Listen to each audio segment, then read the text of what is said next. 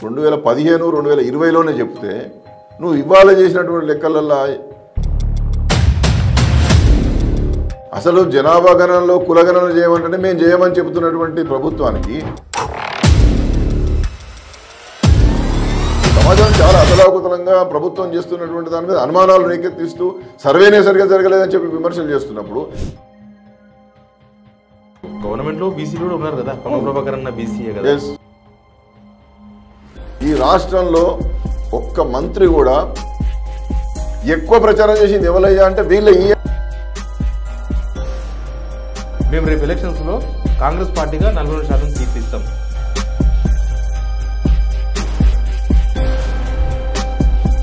చేసింది అంటే ఒక తెలంగాణ తల్లిని మార్చడం,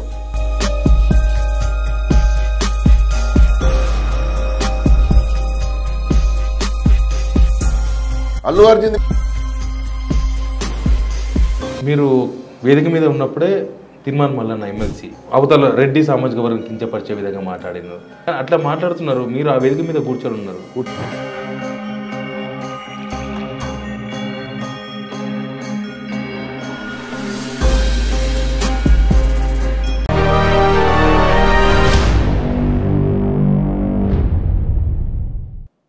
అందరికి నమస్తే. నా ముందు బీసీ కమిషన్ మాజీ చైర్మన్ వకలాపురం కృష్ణమోహన్ గారు ఉన్నారు. ఆయనతో మాట్లాడదాం. బీసీలకు 42% లోకల్ బాడీ ఎలక్షన్స్లో రిజర్వేషన్ ఇస్తామని కులగన్న సర్వే స్టార్ట్ చేసింది, రిపోర్ట్ కూడా వచ్చింది. ఇప్పుడు నిజంగా 42% రాబోతుందా అన్న అనుభవంలో విందాం. నమస్తే అన్న. అన్న ఏం చెప్తారు? 42% రిజర్వేషన్ వస్తుంది, ఇస్తాం, ఇచ్చిన తర్వాత ఎలక్షన్స్ పోతామని చెప్పిండ్రు. మీ ఎక్స్పీరియన్స్, మీరు చైర్మన్గా పనిచేసిండ్రు కమిషన్కి, ఏందన్న అవకాశం కనిపిస్తుందా 42% రిజర్వేషన్? అయితే 42% ఇచ్చేటటువంటి చిత్తశుద్ధి ప్రభుత్వంలో ఉందని నేను అనుకోను. ఎందుకంటే 42% ఇవ్వాలన్నప్పుడు దానికి సంబంధించినటువంటి సమగ్రమైనటువంటి లెక్కలు రావాలి. ఇవాళ బీసీల జనాభాను తగ్గించి చూపించారు. ఒకటి, సుప్రీంకోర్టు జడ్జిమెంట్ ఒకటి అడ్డంకిగా ఉంటుంది. ఎందుకంటే 50% దాటద్దని డాక్టర్ కె కృష్ణమూర్తి కేసులో చాలా స్పష్టంగా రాజ్యాంగ ధర్మాసనం చెప్పింది. ఆ విషయం తెలిసి కూడా వాళ్ళు ఆనాడు కామారెడ్డి బీసీ డిక్లరేషన్లో ఎన్నికల్లో ఎట్లనే గెలవాలని చెప్పి 42% ఉన్నారు. వాస్తవంగా ఏంటంటే ఎస్సీ ఎస్టీలకు జనాభా ప్రకారం ఎంత ఉంటే అంతమందికి ఇచ్చి మిగిలింది బీసీలకు ఇవ్వాలి. ఆ ఇచ్చేది కూడా ఒక డెడికేటెడ్ కమిషన్ వేసి అధ్యయనం చేయించి ఇవ్వండి అని చెప్పి సుప్రీంకోర్టు చెప్పింది. అందుకని డెడికేటెడ్ కమిషన్ వేసారు. అది కూడా రేవంత్ రెడ్డి గారు ఏమేయలే. కృష్ణయ్య గారు లాంటి వాళ్ళు మళ్ళీ హైకోర్టుకి వెళ్ళి సుప్రీంకోర్టు చెప్పిన తర్వాత కూడా డెడికేటెడ్ కమిషన్ వేయడం లేదని చెప్పి కొట్లాడితే డెడికేటెడ్ కమిషన్ వేసిండ్రు. సర్వే కూడా సమగ్రంగా జరగలేదని చెప్పి చాలా స్పష్టంగా చెప్తున్నారు. మేము కూడా అనేక సందర్భాల్లో మేము సాధికారికంగా చెప్పాము. హైదరాబాద్ లాంటి నగరంలో 30% కూడా చేయలేదు సర్వే. ఇవాళ 46% బీసీలు ఉన్నారని అన్నారు. సమగ్ర కుటుంబ సర్వే 2014లో సమగ్ర కుటుంబ సర్వే చేసినప్పుడే బీసీలు 51% ఉంటే 10 సంవత్సరాల తర్వాత 46% అవుతారా? జనాభా పెరుగుతారా తగ్గుతారా? పెరుగుతుంది. మరి తగ్గించి మేము 42% చేస్తాం, 32% చేస్తాం అంటారు. సుప్రీంకోర్టుకు వెళ్ళి మీరు రివ్యూ పిటిషన్ వేసి కోరి పెంచుతారా? ఊరికైనా రేపు స్పెషల్ సెషన్ పెట్టేసి మేము మాత్రం చిత్తశుద్ధిగా ఉన్నామని చెప్పి ఒక బిల్లు పెట్టి ఆ బిల్లును పాస్ చేయించి దాన్ని యాక్ట్ చేసి కేంద్రాన్ని పంపించి చేతులు దొరుకుంటారా? కాబట్టి దీని మీద చాలా స్పష్టంగా గౌరవ ముఖ్యమంత్రి గారు వివరణ ఇవ్వాల్సినటువంటి అవసరం ఉంది. మీరు హామీ ఇచ్చారు, మీరు హామీ ఎట్లా నిలబెట్టుకుంటారో ప్రభుత్వం చెప్పాలి. ఎందుకు తగ్గింది? ఎందుకు తగ్గించి చూపిస్తున్నారు? లేకపోతే ఎక్కడ తేడా వచ్చింది? బీసీ సమగ్రంగా లెక్కలు చేయలేదు. ఇంటింటికి అందరు పోలే. వీళ్ళు 96% అయిందంటాను, కానీ నాకు తెలిసి అయితే నాకున్నటువంటి పరిజ్ఞానం మేరకు 60% కూడా పూర్తి చేయలేదు కాబట్టి తక్కువ వచ్చేసింది. ఇప్పుడు ఇంకో గమ్మత్తుగా ఈసారి ఇచ్చినటువంటి ఈ ప్లానింగ్ డిపార్ట్మెంట్ ఇచ్చినటువంటి నివేదికలో ముస్లిమేతర బీసీలు ముస్లిం బీసీలు అని, ముస్లిమేతర బీసీలు 46 అని, ముస్లిం బీసీలు 10 అని. ఈ ముస్లిం అనే పదం ఎందుకు? మతపరమైన రిజర్వేషన్లు కాదు కదా అది. బీసీలు ఏబిసిడి ఈ గ్రూప్ వరకు అంతా బీసీలే. ఆ బీసీలు ఎంతమంది ఉన్నారో చెప్తే సరిపోతుంది. అంటే వీళ్ళు ఒక సమాజంలో మళ్ళీ ఒక చర్చకు దారిచ్చే విధంగా మరొక దారి. ఇప్పుడు బీసీలంతా కూడా ఆ ముస్లింలకు 10% ఎట్లా వచ్చింది, వాళ్ళు ఉన్నదే 11-12% అయితే 10% అని ఎట్లా చూపిస్తారని చెప్పి మళ్ళీ విమర్శ చేయాలని, మళ్ళీ దాని మీద చర్చ చేయాలని, మళ్ళీ అది పక్కదో పట్టాలని మంచి పద్ధతి కాదు. ఒక సమస్య పోతే ఇంకో సమస్యను సృష్టించే ప్రయత్నం చేస్తున్నారు. మీరు చెప్పినట్టే అది 46, ఇది 10 కలిసిన 56 అవుతుంది కదా. అవును. 10 ఏళ్ల కిందనే 51 అని చెప్పినటువంటి లెక్కలు మనకు అందుబాటులో ఉండగా కేసీఆర్ సర్వే అది. కేసీఆర్ గారు చేసిన సర్వే సరే, కేసీఆర్ గారు సమగ్ర కుటుంబ సర్వే చేసినప్పుడు బయట పెట్టలే అన్నారు. కేంద్ర ప్రభుత్వం చేసినటువంటి నేషనల్ ఫ్యామిలీ హెల్త్ సర్వే ద్వారా వాళ్ళు అప్పుడు 2015లోనే 57% ఉన్నారని చెప్పారు, అథారిటీగా చెప్పారు. ఆ విధంగానే నేషనల్ శాంపిల్ సర్వే 78వ రౌండ్ చాలా ప్రామాణికమైనవి, చాలా అథారిటీ కలిగినవి. వాళ్ళు 2020లో ఏం చెప్పినారు, వాళ్ళు కూడా 57% ఉన్నారు. వాళ్ళు ఇట్లా ఇంటింటికి పోయి చేయరు, ర్యాండమ్గా చేసి ప్రామాణికమైనటువంటి పద్ధతుల్లో వీళ్ళు ఇద్దరు కూడా 57% ఉన్నారు. అంటే కొన్ని సంస్థలు చేసినటువంటి సర్వేల్లోనే చాలా నిపుణత కలిగిన నిష్ణాత కలిగినటువంటి అథారిటేటివ్ సంస్థలు 57% ఉన్నాయని చెప్పి 2015, 2020లోనే చెప్తే, నువ్వు ఇవాళ చేసినటువంటి లెక్కలల్లో నీ 46 ప్లస్ నీ 10 కలిస్తే కూడా 56 చెప్తాను కదా. మరి ఇది అన్యాయంగా ఎందుకు తక్కువ చూపిస్తున్నారు? ఏమై ఉండొచ్చు అంటే రిజర్వేషన్లు వీళ్ళు 42% ఇవ్వలేరు, సుప్రీంకోర్టు అడ్డంకి వస్తుంది, మనం మళ్ళీ లార్జర్ బెంచ్ పోడు, మళ్ళీ కొట్లాడు, అది అవుతుందో కాదో బదనం అవుతాం, ఈ తగ్గించి చూపిస్తే అయిపోతుంది కదా, మీరు లేరా ఎక్కడి నుంచి చేయాలనొచ్చు ఇప్పుడు. కానీ ఇంకో వాదన కూడా బయలుదేరుతున్నది, ఇది ప్రభుత్వం చాలా తప్పు చేసిందని నేను అనుకుంటా ఉన్నాను. బీసీలు అనేటువంటి పేరిట 56 ఉన్నారని చెప్తే పోయేది, ముస్లిమేతర బీసీలు ముస్లిం బీసీలు అన్నారు. అంటే ఏమైంది, హైదరాబాద్లో అసలే లెక్కలు చేయలేదు కాబట్టి రేపు మొత్తం హైదరాబాద్లో జిహెచ్ఎంసీ ఎన్నికలలో ముస్లిం బీసీల పేరిట వాళ్ళకే ఎక్కువ సీట్లు ఇస్తారు అనేటువంటిది రేపు పొద్దున ఇతర రాజకీయ పార్టీలు కూడా దీని ఉద్యమం లేవనెత్తేటటువంటి పరిస్థితి వస్తుంది. కాబట్టి దీన్ని ఏ పద్ధతిలో అర్థం చేసుకోవాలి? ఏనాడు ఎవరు పాటించినటువంటి, ఎవరు వాడినటువంటి కొత్త పదాలు ఎందుకు వాడుతూ ఉన్నారు? రిజర్వేషన్ అనేటువంటి సామాజికంగా విద్యా ఉపాధి రంగాల్లో వెనుకబడిన వర్గాలని చెప్పి అంటారే తప్ప, నువ్వు హిందూ ముస్లిము, నువ్వు ఇస్లాం ముస్లిము, నువ్వు క్రిస్టియన్ ముస్లిం అన్నారు కదా. మీరు ఎస్సీల లెక్కలు ఇచ్చిండ్రు, ఎస్టీల లెక్కలు చెప్పిండ్రు, ముస్లిమేతర బీసీలు అన్నారు, ముస్లిం బీసీలు అన్నారు. మరి వేర్ ఇస్ ద మైనారిటీస్? ఈ రాష్ట్రంలో మైనారిటీలు ఎంతమంది ఉన్నారు? కాబట్టి ఇది ఒక నానా గందరగోళానికి దారితీసే విధంగానే మొదటి నుంచి ప్రభుత్వం ఒక బాధ్యతారహితంగా వ్యవహరిస్తున్నది. ఇప్పుడు అసెంబ్లీలో తీర్మానం చేసి సెంట్రల్కి పంపిస్తాం అంటున్నారు. అవును, దానివల్ల ఏమి లేదు. గతంలో కేసీఆర్ గారు చేసిన పని అదే కదా. ఆయన ప్రత్యేక మంత్రిత్వ శాఖ కావాలన్నాడు, క్రిమిలేయర్ ఎత్తివేయాలన్నాడు, లేకపోతే చట్టసభలో రిజర్వేషన్లు పెట్టమన్నాడు, కులగణన చేయమన్నాడు, తీర్మానాలు చేసి పంపించాడు. అవి అడేపోయినాయి. సెంట్రల్లో ఉన్నటువంటి గవర్నమెంట్ మీ గవర్నమెంటా కాదు. మరి నువ్వు కాంగ్రెస్ ప్రభుత్వం, వాళ్ళు బీజేపీ ప్రభుత్వం, వాళ్ళు జనాభా గణన చేయను. సేమ్ గవర్నమెంట్ ఉన్నా కూడా సాధ్యం కాదు 50% అనేది. కొంచెంసేపు అనుకుందాం. అసలు జనాభా గణనలో కులగణన చేయమంటేనే మేము చేయమని చెబుతున్నటువంటి ప్రభుత్వానికి నీ ఒక్క రాష్ట్రంలో రిజర్వేషన్ల కోసం రాజ్యాంగ సవరణ చేసే అధికారం ఉన్నదా? ఒకవేళ గనక అది కూడా అనుకూలంగానే భావిద్దాం, వీళ్ళు పంపగానే మరి రేవంత్ రెడ్డి గారికి మోడీ గారికి ఏమైనా సంబంధం ఉందో మనకు తెలియదు కదా. అనుకూలం అనుకోండి, సుప్రీంకోర్టు కొట్టేస్తుంది. ముందు మీరు చేయాల్సింది సుప్రీంకోర్టును ఒప్పించాలి, సుప్రీంకోర్టుకు మీ లెక్కలు చెప్పాలి.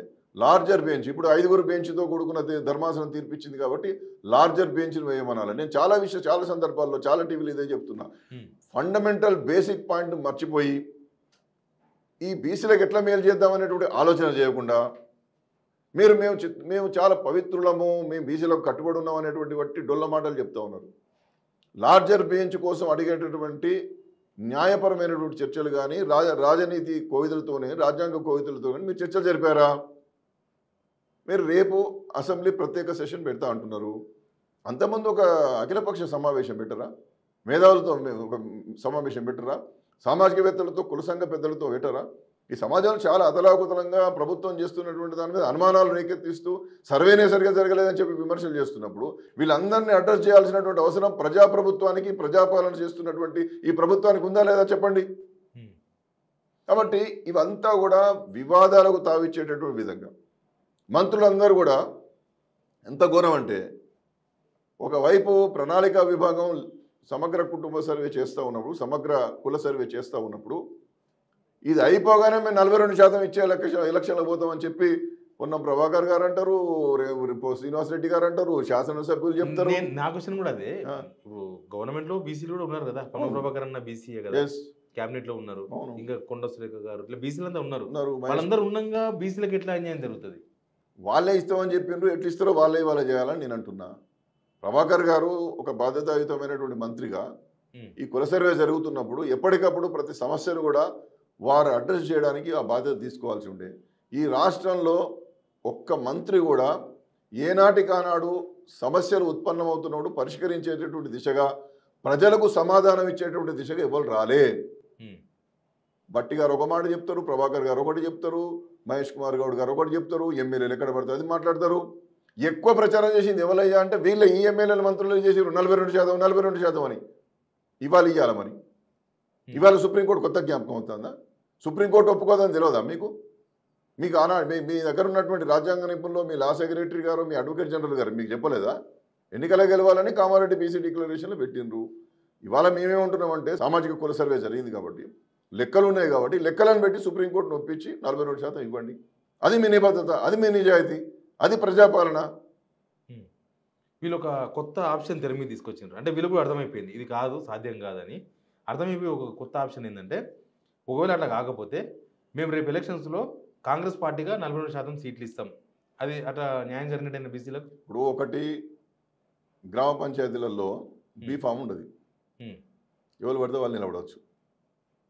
ఎంపీటీసీ, జెడ్పీటీసీ, మున్సిపల్ వీటిలలో బీ ఫామ్స్ ఇస్తారు.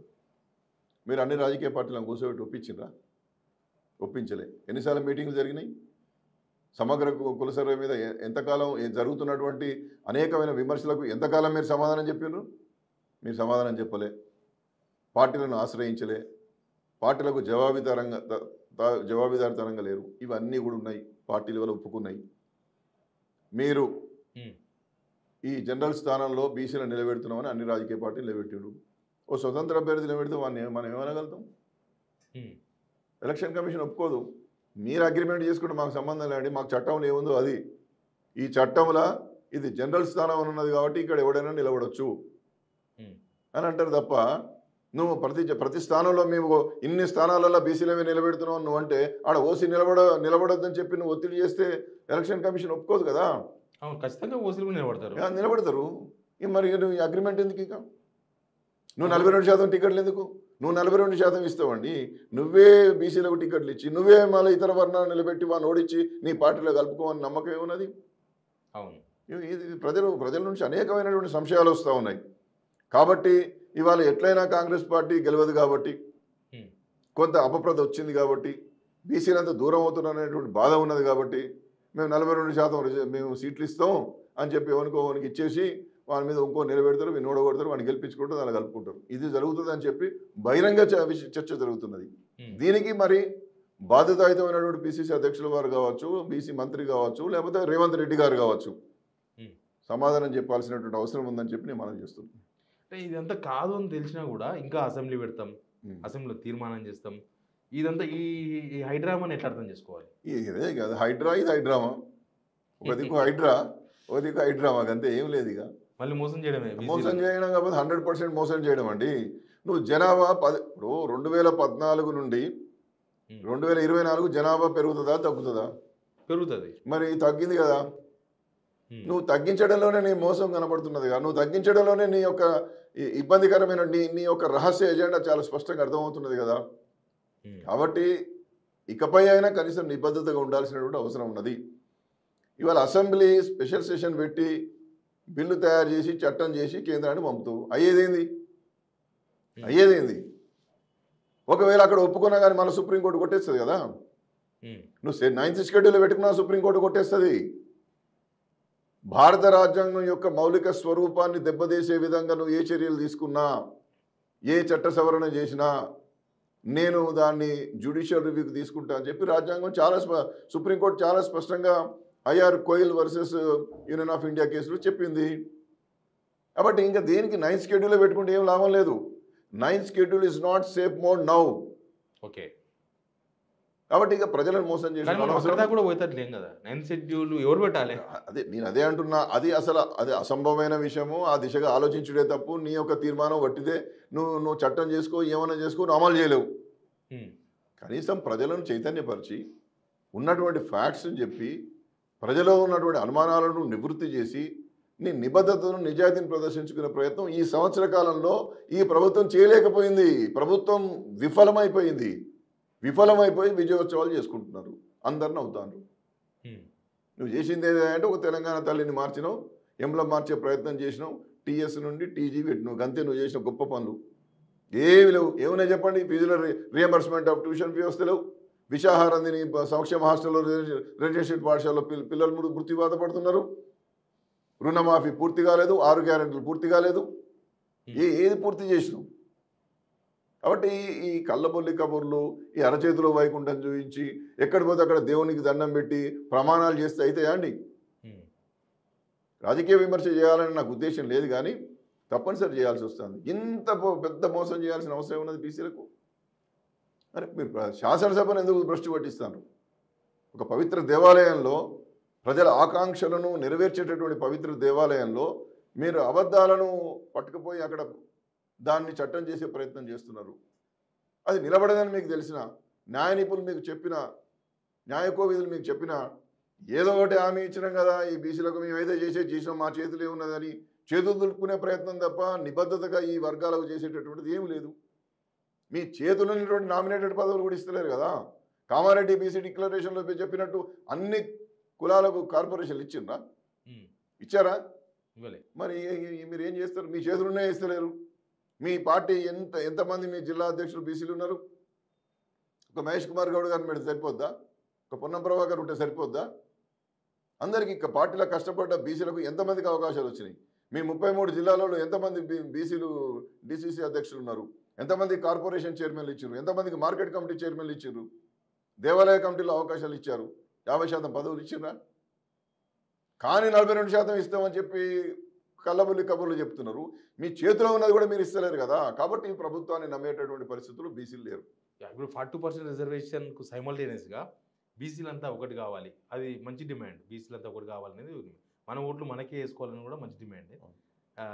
ఈ ఎట్లా చూస్తారు? ఇప్పుడు ఇది గ్రామ స్థాయి వరకు, క్షేత్రస్థాయి వరకు వెళ్ళిపోయింది. ఎక్కడికక్కడ మేధోబంధనాలు జరుగుతున్నాయి, ఎక్కడికక్కడ కుల సంఘాల మీటింగ్ జరుగుతున్నాయి, ఎక్కడికక్కడ వారికి జరుగుతున్నటువంటి అన్యాయాలను ఉటంకిస్తూ వారు ప్రభుత్వాన్ని విమర్శించేటటువంటి పరిస్థితికి, ఏ రాజకీయాలకు సంబంధం లేనోడు, అసలు రాజకీయం మాట్లాడినోడు కూడా జై బీసీ అని కూడా తిరిగే పరిస్థితి వచ్చింది. కారణం ఏంటి? ఒక్క సంవత్సర కాలంలో ఇంత మార్పా? బీసీలంతా సంఘటితమై ఒక్క తాటిపైకి వచ్చి అందరు నాయకులు, భిన్నమైన ఆలోచనలు ఉన్నటువంటి వాళ్ళు కూడా బీసీల డిమాండ్ల మీద ఒక్క వేదికల మీద కూర్చుంటారు. మీరు చూస్తూనే ఉన్నారు కదా. నాయకుడు ఎవడైనా కావచ్చు, నాయకత్వం ఎవడైనా వహించవచ్చు, ఎంత పెద్ద స్థాయి నాయకులైనా ఒక్క వేదిక మీదకి పోయి కూర్చొని యుద్ధ భేరీ చేస్తున్నారు, సమర శంకారావం పూరిస్తున్నారు. కారణం ఏమిటి? ఈ ప్రజలలో వస్తున్నటువంటి ఈ మార్పును గమనించరా? ప్రజాపాలన అంటే ఏంది? ప్రగతి భవన్ ముందర ఇనుప కంచెలు తీసేస్తే సరిపోద్దా? జ్యోతిబాబులే పేరు పెడితే అయిపోద్దా? సామాజిక న్యాయం పాటించరా? సమసమాజ నిర్మాణానికి బాటలు వేయరా? మీరు ఎన్ని హామీలు బీసీలకు ఇచ్చినా నెరవేర్చిండ్రు అనేటువంటిది నేను సూటిగా ప్రశ్నిస్తున్న రాష్ట్ర ప్రభుత్వాన్ని. ఎవరైనా పొన్నం ప్రభాకర్ గారు వస్తారని మాట్లాడడానికి సిద్ధంగా ఉన్నాం. ఏం చేయకుంటే ఎందుకండి? మనవాళ్ళు ఎక్కడ ఉంటుంది? ఇస్తార్లా అన్నం వడ్డించినప్పుడు మనకి ఎక్కడ ఉంటే ఉన్నది?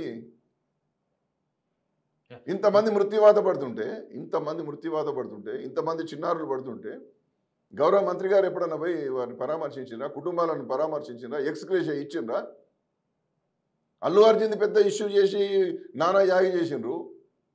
రేవతి మరణాన్ని నేను సపోర్ట్ చేస్తాను. అమ్మాయికి జరిగిన కుటుంబానికి జరిగింది చాలా తప్పు, అన్యాయం.